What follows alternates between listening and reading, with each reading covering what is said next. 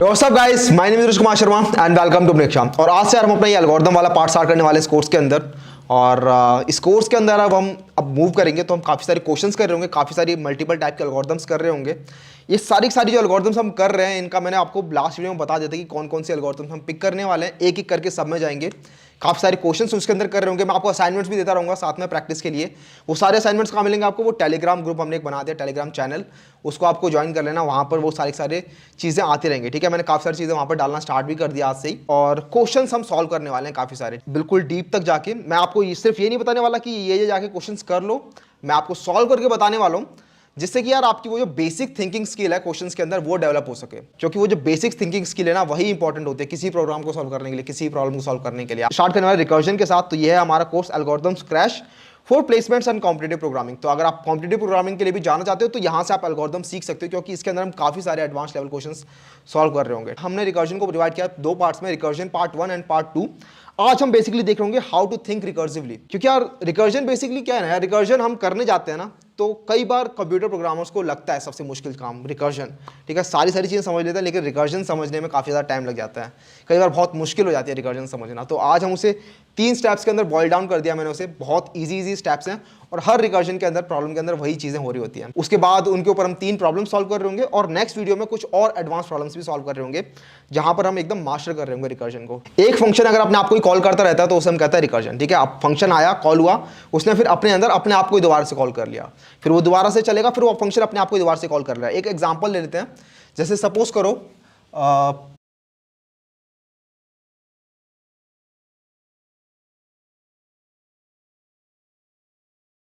अनुज print कर देता है, ठीक है। इस तरीके से अनुज प्रिंट कर रहा है। अब मैं क्या करूंगा, यहां पर रिकर्जन चलाने के लिए इसी फंक्शन को दोबारा कॉल करा दूंगा, ठीक है। अब होगा क्या यार, ये वाला जो मेरा प्रिंट नेम वाला फंक्शन है ये प्रिंट करेगा, यहाँ पे सिस आउट का मतलब system dot out dot println समझ लेना, ये अनुज प्रिंट करेगा। उसके बाद ये वाला फंक्शन कॉल होगा। अब ये वाला फंक्शन तो यही है, तो यहाँ से फिर ये दोबारा यहाँ जाएगा, फिर ये प्रिंट करेगा, फिर ये वाला फंक्शन कॉल होगा, फिर ये यहाँ जाएगा, फिर प्रिंट करेगा, फिर कॉल होगा। तो इस तरीके से देख रहे हो इन्फिनिट टाइम ही चलता रहेगा। तो अगर आपको इन्फिनिट टाइम चलाना है तो बस आपका काम हो गया, लेकिन हमारे प्रोग्राम्स के अंदर हमें इन्फिनिट टाइम नहीं चलाना होता, ठीक है।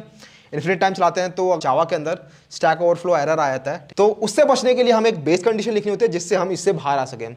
सपोज करो यहाँ बेस कंडीशन होती है कि आपको 10 बार अपना नाम लिखना है, अनुज लिखना है रिकर्सिवली। यहाँ पे n पास कर दोगे और हर बार n-1 करते रहोगे और यहाँ पे चेक करोगे इफ n = 0 तो रुक जाओ, ठीक है। तो बात कर लेते हैं इन 3 स्टेप्स की। तो सबसे पहले यार जब हम रिकर्जन के बारे में सोच रहे होते हैं तो रिकर्जन हम यूज क्यों करते हैं? जब कोई फंक्शन अपने आप को कॉल कर रहा होता है, लेकिन क्यों कॉल कर रहा है? तो हर बार वो क्या कर रहा है, वो अपने आप को थोड़ा छोटा करते आ रहा है। एक बड़ी प्रॉब्लम थी, उसने उसको छोटा कर दिया, प्रॉब्लम अभी भी वही है बस छोटी हो गई है, ठीक है। प्रॉब्लम अभी वही है बस छोटी हो गई है, फिर दोबारा कॉल होगी तो और छोटी हो जाएगी, फिर और छोटी हो जाएगी। इस तरीके से हमारा रिकर्जन काम करता है। सपोज करो आपके पास कुछ ऐसा एग्जाम्पल है कि आपको मैं बोल देता हूं कि 1 2 3 5 6, ठीक है। ये आपके पास कुछ नंबर्स हैं, ये कुछ स्टिक्स हैं, आपको बताने कितने स्टिक्स हैं। तो आप क्या करोगे, गिनोगे इनको 1 2 3 4 5 6, अच्छा 6 स्टिक्स हैं। तो आप बोल देंगे भैया यहाँ पे 6 स्टिक्स हैं। तो अब मैं आपके सामने क्या करूँगा, यहाँ पे एक और स्टिक लगा दूंगा। तो मैं बोलूँगा आपसे बताओ आप कितनी स्टिक्स हैं। तो क्या आप इनको 6 दोबारा से जोड़ने बैठोगे? नहीं, आपको पता है कि इसका आंसर जो है वो 6 है, तो आपको सिर्फ एक 1 और जोड़ना है और आपका 7 आ जाएगा। तो यहाँ पर देख रहे हो आपने ये लास्ट वाले पार्ट को सॉल्व किया और उसके अंदर अपना करंट सॉल्यूशन ऐड कर दिया और यहाँ पे आपने बना लिया, ठीक है। इसको हम डायनेमिक प्रोग्रामिंग भी कहते हैं यार वैसे, लेकिन रिकर्सिवली कैसे समझ सकते हैं इस चीज़ को? देखो, तो आपकी एक बड़ी प्रॉब्लम थी जिसके अंदर आपको यहाँ से लेकर यहाँ तक जितनी भी स्टिक्स हैं इनका सम निकालना है, कितनी स्टिक्स हैं यहाँ पे। तो आपने क्या किया, इस वाली स्टिक को लिया, काउंट किया और ये छोटी वाली प्रॉब्लम में इस प्रॉब्लम को डिवाइड कर दिया, ठीक है। अब ये वाली प्रॉब्लम नहीं बची, अब प्रॉब्लम ये रह चुकी है, ठीक है, छोटी प्रॉब्लम हो चुकी है। अब सिमिलरली ये क्या करेगा, इसको लेगा, काउंट करेगा और इस छोटी प्रॉब्लम में डिवाइड कर देगा इसे। तो हर स्टेप पे प्रॉब्लम छोटी होती जाएगी, छोटी होती जाएगी, छोटी होती जाएगी। और कब तक छोटी होगी? जब आपके पास सिर्फ एक स्टिक बच जाती है। जब एक स्टिक बच गई तो इसे हम कहते हैं बेस कंडीशन, ठीक है। सिंपलेस्ट फॉर्म इस प्रॉब्लम की सिंपलेस्ट फॉर्म है, जब आपके पास सिर्फ एक स्टिक है तब आप वहाँ से रिटर्न करना स्टार्ट कर देते हो। तो फिर ये रिटर्न करता, फिर फाइनली रिटर्न हो जाता है 7। समझ में आ रहा है? अगर अभी भी नहीं आया तो टेंशन मत लेना, अभी हम क्वेश्चंस करने वाले हैं इसके ऊपर। तो सबसे पहली चीज होती है स्टेप्स के अंदर बेस केस। सबसे पहले बेस केस फाइंड करना। बेस केस मतलब सबसे सिंपलेस्ट इनपुट जो इस फंक्शन के अंदर जा सकता है। अब इसके अंदर, इस फंक्शन के अंदर सबसे सिंपलेस्ट इनपुट क्या जा सकता है? सबसे सिंपलेस्ट, सबसे बेस केस। तो बेस केस इसका बेसिकली तब है जब इसके अंदर सिर्फ एक स्टिक है ना। तो बेसिकली अगर यहाँ पे मैं 1 भेजता हूँ तो ये इसका सबसे बेस केस है, सबसे सिंपलेस्ट फॉर्म है इस फंक्शन की। और जब यहाँ पे मुझे पता है अगर n अगर मेरा 1 है तो मुझे रिटर्न करना है 1। जब मेरे पास सिर्फ एक स्टिक है तो मुझे सिर्फ एक चीज रिटर्न करनी है, तो इसे हम कहते हैं बेस केस। तो हर प्रॉब्लम के अंदर, हर रिकर्सिव प्रॉब्लम के अंदर सबसे पहले आपको फाइंड करना है कि उसका बेस केस क्या होने वाला है, ठीक है। उसके बाद अगला आता है फाइंड द रिलेशन। अब ये रिलेशन क्या है? तो रिलेशन बेसिकली एक छोटी प्रॉब्लम में और एक बड़ी प्रॉब्लम में रिलेशन क्या है। जैसे यहां पर क्या रिलेशन था? रिलेशन ये था यार कि जो बड़ी प्रॉब्लम है ना और जो छोटी प्रॉब्लम है, अगर हम छोटी प्रॉब्लम के अंदर +1 कर देते हैं तो बड़ी प्रॉब्लम का आंसर हमें मिल जाता है। यहां पे वही लिखा है, think how the larger problem can be solve with the help of solution of the smaller problem. कि ये जो बड़ी प्रॉब्लम है ये स्मॉलर प्रॉब्लम के सॉल्यूशन से कैसे सॉल्व हो सकती है। तो यहां पर वो क्या थी कि f(7) = f(6)+1, ठीक है। यहां पे ये f फंक्शन की तरह समझ लो। तो यहां पे यही है कि ये बड़ी प्रॉब्लम है और ये छोटी प्रॉब्लम है, और इन दोनों में रिलेशन आपने निकाल लिया। रिलेशन क्या है कि जो बड़ी प्रॉब्लम है ये छोटी प्रॉब्लम के अंदर अगर मैं 1 ऐड कर देता हूं तो वहां से सॉल्व हो जाती है ये। इसके बाद हमें इसे जनरलाइज करना है। जनरलाइज कैसे करना है? Make a generalized function that solves a problem. तो आपने यहाँ पे ये इस एग्जांपल के लिए सॉल्व कर लिया, ठीक है। आप एग्जांपल ले सकते हो 3, 2, 1 जितने मर्जी एग्जांपल ले लो, ठीक है। तो सेकंड स्टेप के अंदर बेसिकली आपको न्यूमेरिकल एग्जांपल लेने होते हैं। उसके बाद अब आपने देख लिया कि अच्छा ये एग्जांपल काम कर रहा है, तब आप इसके ऊपर एक जनरलाइज्ड फंक्शन बनाओगे। जनरलाइज्ड फंक्शन कैसा होगा? जनरलाइज्ड फंक्शन किसी n के लिए होगा, f(n) के लिए, और वो बोलेगा कि f(n) = f(n-1)+1, ठीक है। और ये आपका वो रिकर्सिव फंक्शन बन जाता है। अब इसको कोड करने में ज़्यादा टाइम नहीं लगने वाला, लेकिन ये सोचना ही सबसे इंपॉर्टेंट और सबसे मुश्किल पार्ट होता है इस क्वेश्चन का, ठीक है। रिकर्जन का सबसे मुश्किल पार्ट यही होता है कि ये वाले फंक्शन तक कैसे आया जाए। इस वाले फंक्शन तक अगर आप आ गए तो इसके बाद तो सॉल्व करना बहुत ईजी है, इसको कोड करना ज़्यादा मुश्किल नहीं है। तो 3 स्टेप्स हैं यार। सबसे पहला स्टेप बेस कंडीशन फाइंड करो कि बेस कंडीशन इस फंक्शन के अंदर सबसे छोटी इनपुट में क्या डाल सकता हूँ, ठीक है। वो होती है आपकी बेस कंडीशन। उसके बाद एग्जाम्पल्स लो, छोटे छोटे एग्जाम्पल्स लो और उनके बीच में रिलेशन फाइंड करने का ट्राई करो। छोटी प्रॉब्लम से बड़ी प्रॉब्लम कैसे सॉल्व हो सकती है वो फाइंड करने का ट्राई करो। उसके बाद एक जनरलाइज सॉल्यूशन बना दो और उसका एक फंक्शन बना दो। यहाँ पे इस फंक्शन की तरह इसको लिख दो, ठीक है। उसके बाद मैंने लिखा हुआ है put this all together into a function और अ ट्री। तो या तो आप ऐसे एक फंक्शन बना दो या फिर एक ट्री भी बना सकते हो। जब आप 2-3 बार कॉल कर रहे हो, अगर एक फंक्शन अपने आप को 2 बार कॉल कर रहा है तो वहां पे वो ट्री बनने लगता है, ट्री लाइक स्ट्रक्चर बनने लगता है। वो वाली चीज़ हम देखेंगे अभी, ठीक है। ट्री वाली, ट्री से हम कैसे विजुअलाइज करते हैं, लेकिन इतना समझ में आ जाना चाहिए, ठीक है। रिकर्जन यार बेसिकली बहुत इंपॉर्टेंट है। रिकर्जन के बिना आपके प्रोग्रामिंग की जर्नी अधूरी है। अगर आपको रिकर्जन समझ में नहीं आ रही तो आप काफ़ी सारी प्रॉब्लम सॉल्व नहीं कर पाओगे प्रोग्रामिंग के अंदर, ठीक है। तो रिकर्जन समझना बहुत ज़रूरी है और बेसिक उसका यही है, ये 3 स्टेप्स हैं बेसिकली, बस इसके बाद कुछ नहीं बचा। तो ये मैंने 3 प्रॉब्लम्स लिए। सबसे पहली प्रॉब्लम है find sum of the first n natural number using recursion. उसके बाद ये पावर वाला और तीसरा ये n × m मैट्रिक्स के अंदर पाथ फाइंड करने वाला। फर्स्ट प्रॉब्लम पे मूव करते हैं यार। सबसे पहली प्रॉब्लम है find sum of first n natural numbers using recursion. तो अगर वो जो 3 स्टेप्स है अगर अभी तक आपको समझ में नहीं आए तो भी टेंशन मत लेना यार। ये 3 क्वेश्चंस करने के बाद हम वो सारे स्टेप्स इनमें फॉलो कर रहे होंगे, तब आपको वो सारे स्टेप्स पता चल जाएंगे और आप रिकर्सिवली सोचना स्टार्ट कर दोगे। तो ये प्रॉब्लम है हमारे पास, find sum of first n natural numbers. तो हमारे पास 5 नेचुरल नंबर्स है, n = 5 है, तो इनका सम निकालना है। तो अगर आप फॉर लूप का यूज करोगे तो बहुत इजीली इसको कर सकते हो, ठीक है। फॉर लूप का यूज करके हमने देखा भी हुआ है कैसे सॉल्व होता है क्वेश्चन। आज हम रिकर्सिवली देखने वाले हैं। तो सबसे पहला स्टेप क्या था? सबसे पहला स्टेप था रिकर्सिवली सॉल्व करने के लिए find the base case, find the base condition, ठीक है। तो बेस कंडीशन क्या होगी? बेस कंडीशन वो होगी जब आपका n 1 रीच कर जाएगा, क्योंकि आपको पता है जब आपका n 1 होगा तो सपोज करो मैं फंक्शन बना लेता हूँ एक सम ऑफ n, ठीक है। ये मेरा फंक्शन होने वाला है सम ऑफ n। तो जब आपका n 1 होगा तो वो आपका बेस कंडीशन होगा, क्योंकि उस केस में आपका सम ऑफ 1 होने वाला है। इसका मतलब क्या है? इसका मतलब ये है कि जब आपके पास सिर्फ एक नंबर का सम निकालना है, ठीक है। जब आपके पास सिर्फ एक नंबर का सम निकालना है तो उसका मतलब क्या है? सम 1। अगला अब हमें कुछ एग्जाम्पल लेने हैं। एग्जाम्पल कैसे लेने हैं कि कैसे छोटी प्रॉब्लम से मैं बड़ी प्रॉब्लम को सॉल्व कर सकता हूं। जैसे आप यहां पर देखो, आपको इन 5 नंबर्स का सम निकालना है, 1 + 2 + 3 + 4 + 5। कैसे निकाल सकते हो? अगर मैं आपको बोल दूं कि यहां से लेकर यहां तक का मैं आपको सम दे रहा हूं, कैसे भी करके दे रहा हूं, अभी आपको ध्यान नहीं दे रहा हूं वो कैसे मिल रहा है। मैं आपको यहां से लेकर यहां तक के नंबर्स का सम अगर आपको दे रहा हूं तो आप क्या यहां से लेकर यहां तक के नंबर्स का सम निकाल सकते हो? इसका मतलब अगर मैं आपको कुछ भी करके सम 4 दे रहा हूं, ठीक है, आपको टेंशन नहीं लेनी मैं सम 4 कैसे दे रहा हूं, मैं आपको सम 4 दे रहा हूं इसका रिजल्ट, तो क्या आप सम 5 निकाल सकते हो? तो आप बोलोगे हाँ भाई निकाल सकता हूं। आप मेरे को इतना सम दे दो, मैं क्या करूंगा इसके अंदर ये ऐड कर दूंगा 5 और मेरा सम 5 निकल जाएगा। तो ये बेसिकली आपने एक रिलेशन बना दिया। देख लो ये रिलेशन है, सम 4 और सम 5 के बीच में आपने रिलेशन बना दिया यहाँ पे, ठीक है। अगला स्टेप क्या है? तो अगला स्टेप कहता है कि अब जनरलाइज कर दो इस सॉल्यूशन को। अब जनरलाइज कैसे कर सकते हैं सॉल्यूशन को यार? तो जनरलाइज करने के लिए कुछ नहीं है, आपने ये n के लिए निकालना है, कोई भी n दे दिया आपको, उस n के लिए निकालना है। तो आपने एग्जांपल से देख लिया कि अच्छा ये एग्जांपल ऐसे काम कर रहा है, तो बस जनरलाइज कर देना इसे। तो सम ऑफ n विल बी 1। 1 कब होगा? जब n तुम्हारा 1 के बराबर होगा, वरना क्या होगा? n plus sum of n minus 1। समझ में आ रहा है? ये यहां हो क्या रहा है कि सम ऑफ n तुम्हारा 1 होगा बेस केस, ये बेस केस से आया, ठीक है, ये बेस केस से आया, और सम ऑफ n तुम्हारा n plus sum of n minus 1 होगा, ये यहां से आ रहा है, ठीक है। Sum of n equals to n plus sum of n minus 1। बस ये आपने लिख दिया। अब इसको कोड करने में कोई टाइम लगने वाला, इसको कोड करने में कोई टाइम लगने वाला, इसको कोड कर ही लेते हैं, ठीक है। तो मैं यहाँ पे आया, मैंने रिकर्जन नाम से एक पैकेज बनाया हुआ है, इसके अंदर मेरी मेन क्लास है, और इसके अंदर आते हैं और एक बनाते हैं स्टैटिक मेथड।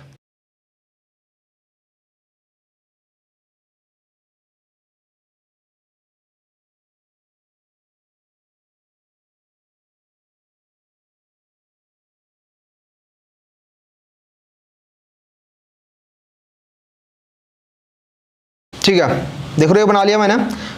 कुछ नहीं किया, अगर n आपका 1 है तो आपको रिटर्न करना है 1, वरना रिटर्न करना है n plus sum of n minus 1।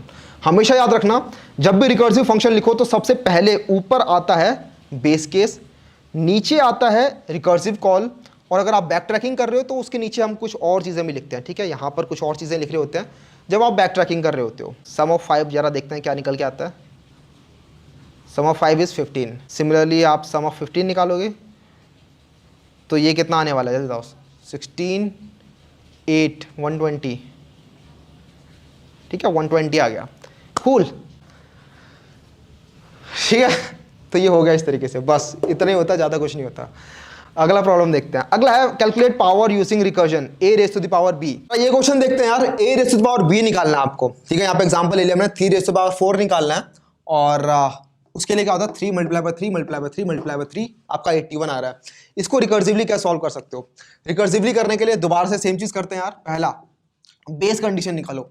Base condition क्या होगी इस क्वेश्चन को सॉल्व करने के लिए? बेस कंडीशन होगी जब आपका b इक्वल टू 0 है, ठीक है, b इक्वल टू 0। अब बोलोगे भैया यहाँ पे आप 0 ले रहे हो, पिछले वाले क्वेश्चन में आपने 1 लिया था, तो यार वहां पे क्वेश्चन था नेचुरल नंबर्स का सम निकालने का, ठीक है। तो कुछ भी करके वो आपका n हमेशा ग्रेटर देन 1 ही रहता, ग्रेटर देन इक्वल टू 1 रहता। यहाँ पर a रेज़ पावर b निकालना है, यहाँ पर हो सकता है b आपका 0 तक जा सके। तो अगर आपका b 0 है,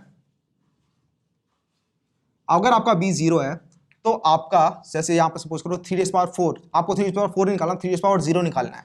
तो 3 रेज़ पावर 0 क्या होता है? 3 रेज़ पावर होता है 1।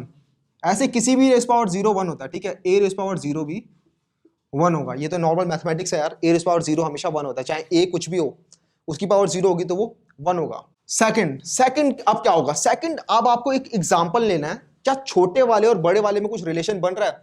तो यहां पर देखो रिलेशन क्या बन रहा है। अगर आपको इतने का मैं सॉल्यूशन दे दूं, ठीक है, कैसे भी करके दे दूं मैं सॉल्यूशन, मैं नहीं बता रहा मैं कैसे देने वाला हूं, इसको कहता है रिकर्सिव लीप ऑफ फेथ, ठीक है, रिकर्सिव लीप ऑफ फेथ। मैं नहीं बताऊंगा इसका सॉल्यूशन कैसे मिलने वाला है, आपको बस मेरे पर भरोसा करना पड़ेगा कि मैं इसका सॉल्यूशन आपको निकाल के दे दूंगा। यहां पर मैं बोल सकता हूं कि अगर आप मेरे को 3 रेज़ पावर 3 दे दो, 3 रेज़ पावर 3 का सॉल्यूशन दे दो, तो मैं क्या करूंगा, 3 रेज़ पावर 4 का सॉल्यूशन इजीली निकाल सकता हूं। कैसे? इसका सॉल्यूशन निकालने के लिए मुझे इसके सॉल्यूशन में मल्टीप्लाई कर देना है 3, और मेरा काम हो जाएगा। दिख रहा है आपको? 3 रेज़ पावर 4 निकालने के लिए आपको 3 रेज़ पावर 3 का अगर सॉल्यूशन कोई दे रहा है तो आपको बस 3 मल्टीप्लाई करना है और आपका काम हो जाएगा।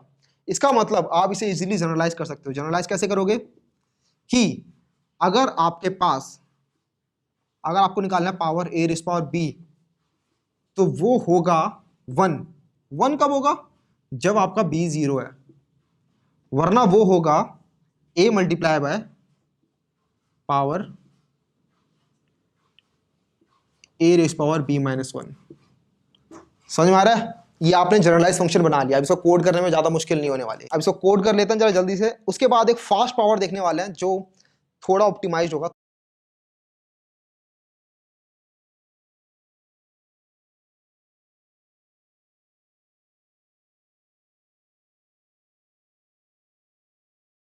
बस हो गया, ठीक है। इसको हम जरा चला के देख लेते हैं।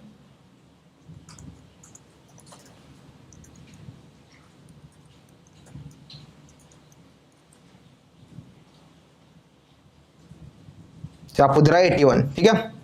3^5 निकालते हैं तो आ गया 243। तो ये आपका काम कर रहा है, ये आपका काम कर रहा है। सबसे पहले आपने लिखा वो बेस कंडीशन, उसके नीचे आपने लिख दी वो रिकर्सिव कॉल। तो अब ये तो थे यार बहुत छोटी छोटी प्रॉब्लम्स। अब जरा एक इसी प्रॉब्लम को थोड़ा फास्ट पावर वाले तरीके से करते हैं, जरा देखते हैं फास्ट इसको कैसे कर सकते हैं। तो यहां पर हो क्या रहा है, अभी आप इसके अंदर O ऑफ n टाइम ट्रेवर्स कर रहे हो, ठीक है। अगर आपका b कुछ भी है, b अगर आपका 10,000 है तो आप 10,000 टाइम रिकर्सिवली कॉल कर रहे हो। मैं यहाँ पे प्रूव भी कर सकता हूँ कि रिकर्सिवली कॉल 10,000 टाइम होगी उस केस में। कैसे, जैसे यहाँ पे मैं एक बना लेता हूँ इंट,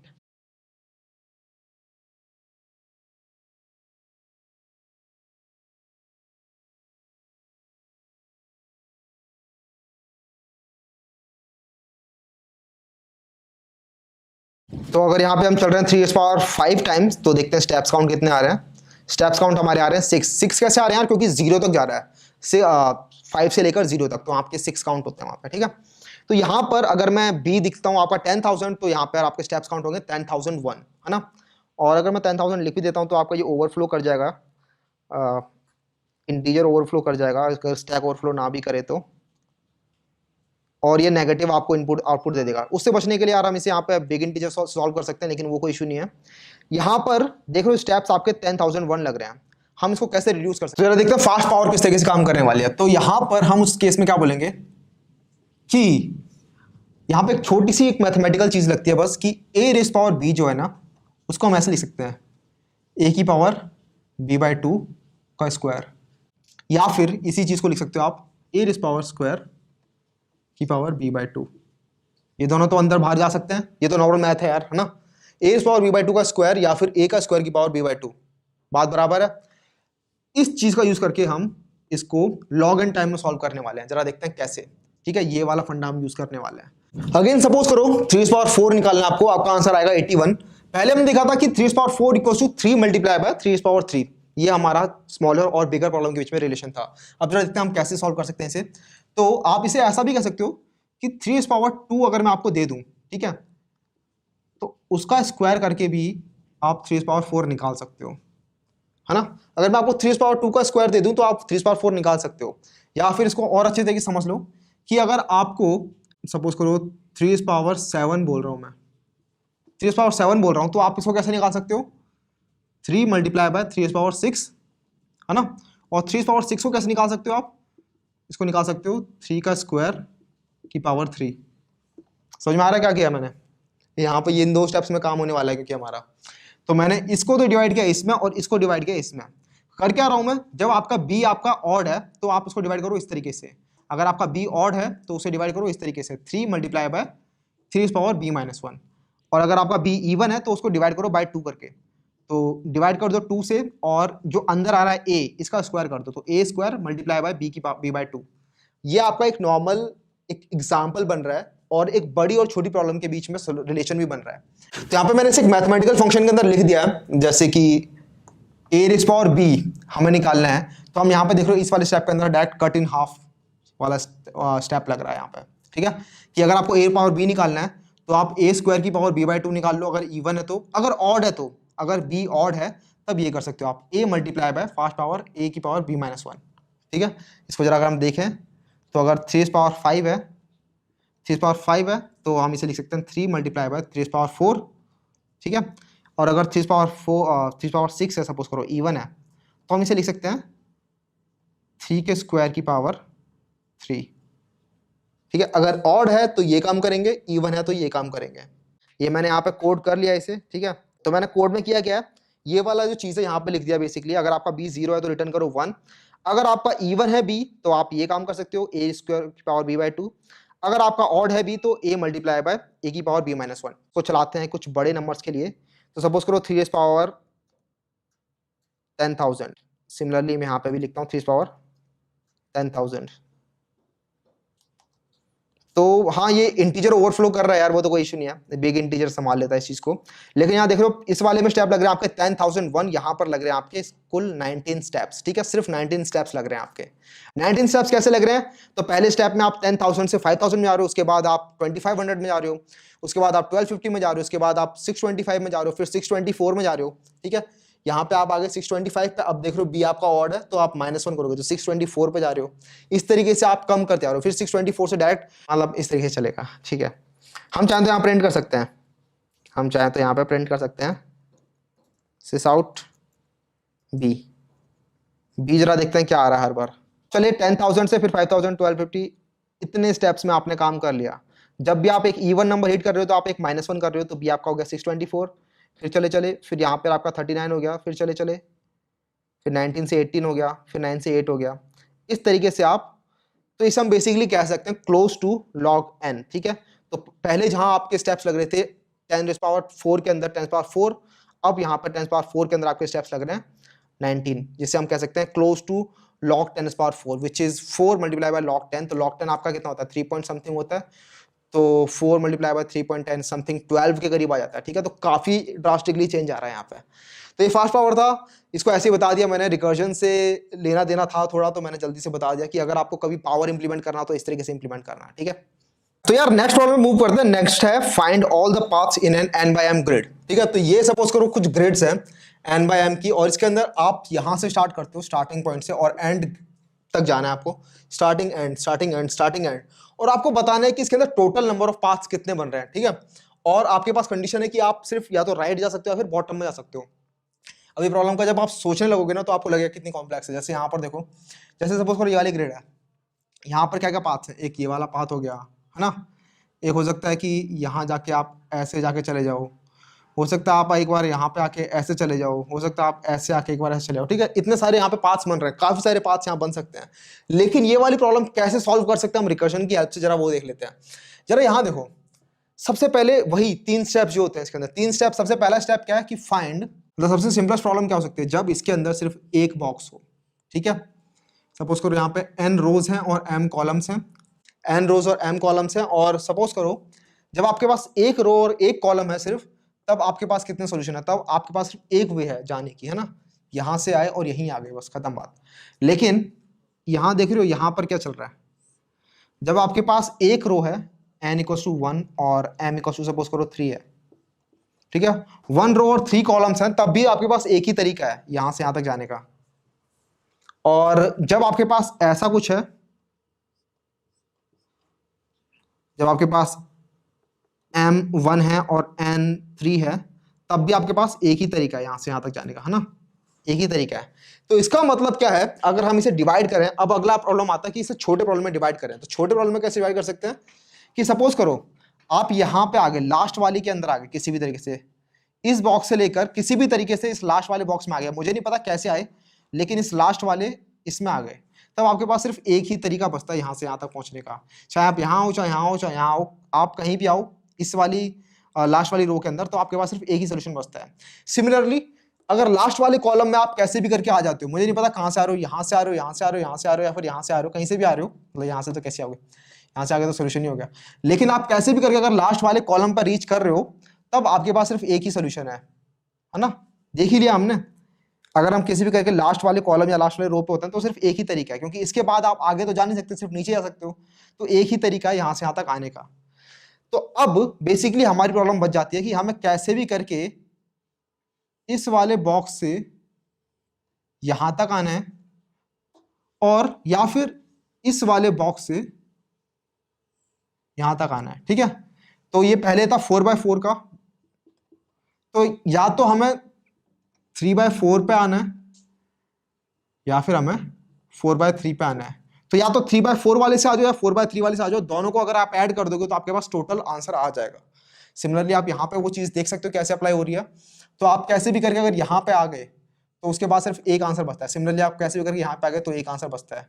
तो उसके लिए आपको बस क्या करना है, यहाँ से आप कैसे भी करके यहाँ तक आ जाओ। यहाँ से यहाँ तक आने के कितने तरीके हैं, एक तरीका है। सिमिलरली यहाँ से यहाँ तक आने के कितने तरीके हैं, एक तरीका है। तो दोनों को ऐड कर दो, दिस प्लस दिस मतलब 2, तो 1 + 1 2। इसे कोड कर लेते हैं यार।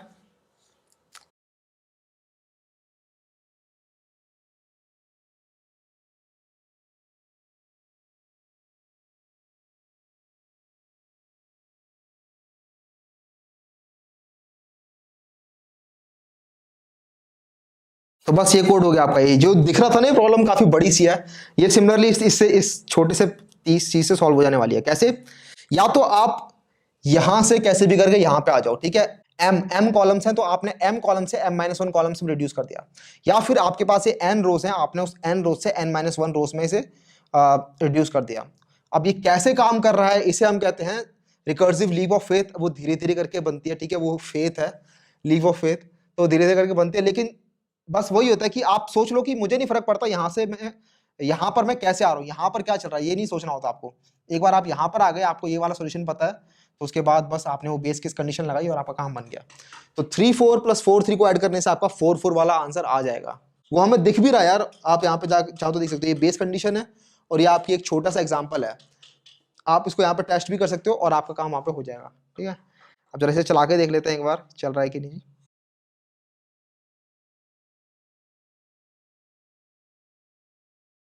तो जब हमारे ये पाथ 4 4 को जरा प्रिंट करके देखते हैं क्या आ रहा है, तो आ रहा है 20। तो 20 पाथ्स हैं हमारे, ठीक है।